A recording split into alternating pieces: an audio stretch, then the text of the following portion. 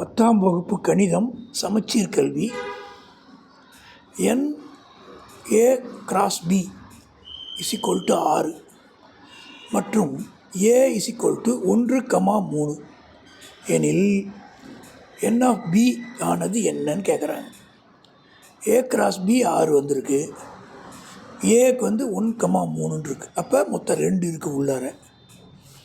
n of b = n a cross b by n of a.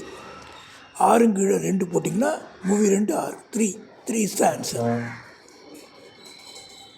யூக்ளிட்டின் வகுத்தல் துணை தேற்றத்தின் படி a மற்றும் b என்ற மிகை முழுக்களுக்கு தனித்த மிகை முழுக்கள் q மற்றும் r a = bq + r என்றவாறு அமையுமானால் இங்கு b ஆனது r ஆனது இங்கே r என்ன வரும்னு கேட்குறாங்க.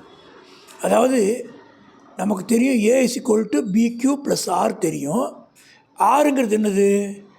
அது 0வுக்கு ஈக்குவலாக இருக்கலாம், இல்லை 0வோட பெருசாக இருக்கலாம். அதுதான் அங்கே காமிக்கணும். ஆறுங்கிறது 0வாக இருக்கலாம், இல்லை 0வோட பெருசாக இருக்கலாம். 3 மாறிகளில் அமைந்த 3 நேரியல் சமன்பாடுகளின் தொகுப்பிற்கு தீர்வுகள் இல்லையெனில் அத்தொகுப்பில் உள்ள தளங்கள் ஒவ்வொன்றை வெட்டாது. அதாவது என்ன சொல்கிறாங்கன்னா, 3 மாறிகள்னால் மாறக்கூடியது x y z இந்த மாதிரி இருக்குது, அமைந்த 3 நேரியல் சமன்பாடுகள், 3 சமன்பாடு இருக்குது. இதோட தீர்வுகள் வந்து இல்லைன்னா அது என்னாகும்? ஒன்றை ஒன்று வெட்டாது.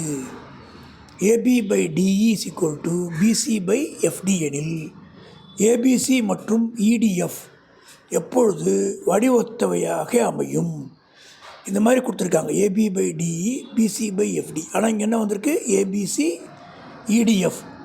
இங்கே ரெண்டாவது என்ன இருக்குது? B. ஆங்கிள் பியும் ஆங்கிள் டியும் ஈக்குவலாக இருந்தால் வடிவொத்ததாக அமையும்.